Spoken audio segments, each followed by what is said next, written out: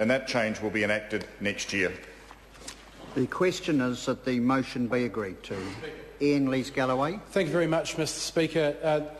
I rise to speak at this point in support of the Misuse of Drugs Amendment Bill. There are aspects of this bill that the Labour Party is very much in favour of, and then there are aspects of this bill with which we have some concerns, and I'd like to discuss some of those as I continue on in this call.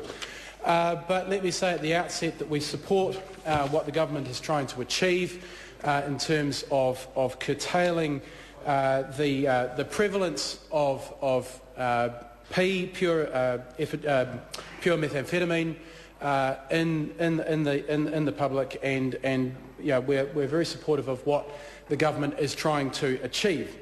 However, I need to say at the outset that this continued tinkering with the Misuse of Drugs Act cannot go on, and I support what the Minister has said about introducing or bringing some of the recommendations that the Law Commission made in its review of the Misuse of Drugs Act into legislation.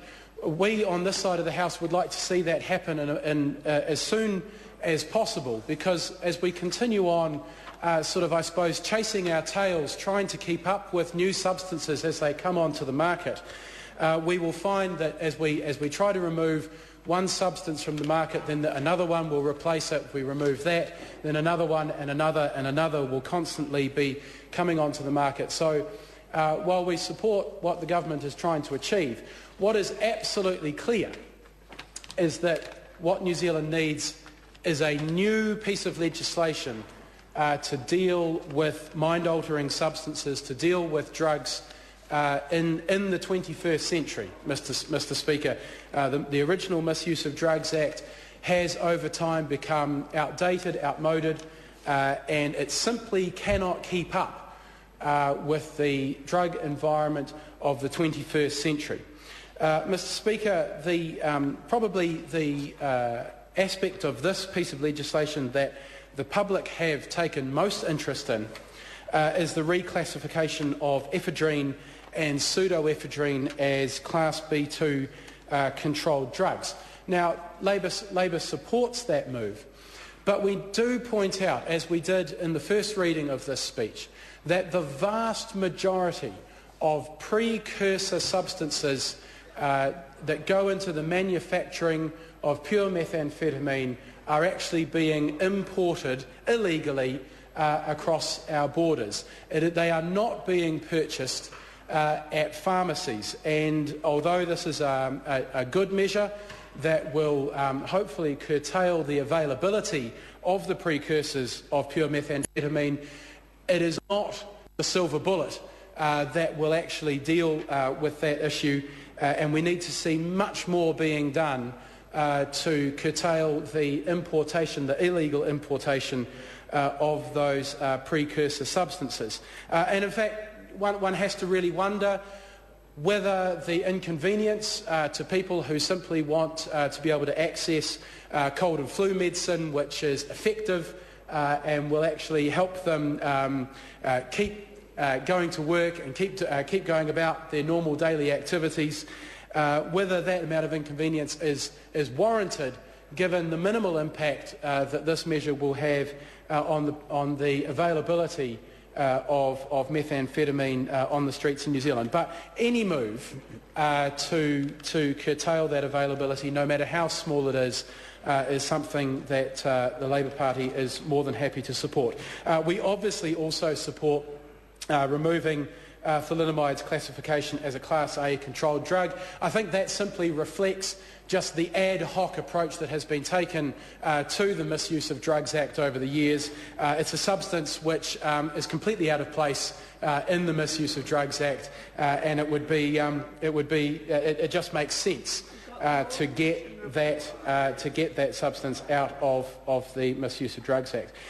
Extending the definition of amphetamine analogues. This also is a useful move, but again it is representative of the issue that we have of new substances coming onto the market and we in Parliament trying to legislate to keep up with those new substances coming in. And we can try and spread the net that bit wider by changing the definition of the analogues of certain substances that we deem to be illegal, but we always know there will be new substances. And of course, one of the best examples of that, which the public are well aware of, is the issue of synthetic cannabinoids, such as Chronic, Dream, Spice, those sorts of products. And we do support the Minister in the supplementary order paper that he will put up during the committee stage to bring more regulation to those synthetic cannabis products.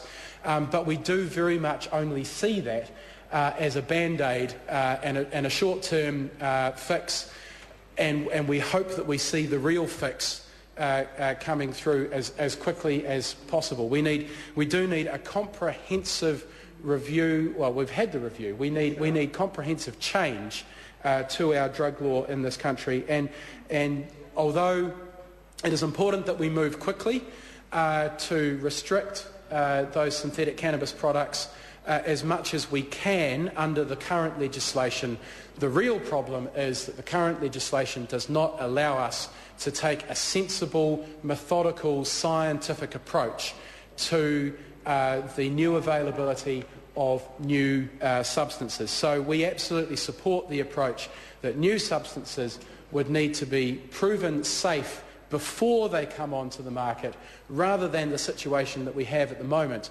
where new substances come straight onto the market and we're essentially experimenting on our children, we're experimenting on our young people, and only if we find that they are unsafe do we then move to try and remove them from the market. So that change needs to happen as quickly as possible. That, Mr. Speaker, is all in the name of reducing harm, and that is what we should be thinking about in terms of drug control and drug law in this country, is how do we reduce the harm that drugs have on the people who use them, and of course on the community around the people who use those drugs. Whether those drugs be illegal or legal, we need to make sure that we reduce harm as much as we possibly can. And that brings me to one aspect of this amendment bill that the Labour Party is not able to support, and I'd like to signal at this point that we will be putting up an amendment to have this clause 4 removed from this piece of legislation, and that is the clause relating to drug utensils, because we heard no submitter to the Select Committee said that removing drug utensils would reduce the harm caused by the drugs that are consumed through those utensils. In fact, what we heard is that potentially we will see an increase in the harm caused by people who will be using ad hoc replacements to those utensils, and utensils such as pipes are typically used to reduce harm, and what we have heard from the submitters who came to Select Committee is that people will use all sorts of devices, most of which are available at your local hardware store, some of which can be made out of an empty Coke can. Sorry to interrupt the honourable member. The time has come for me to leave the chair. This debate is interrupted and set down for resumption next sitting day. The House stands adjourned until 2 p.m. tomorrow.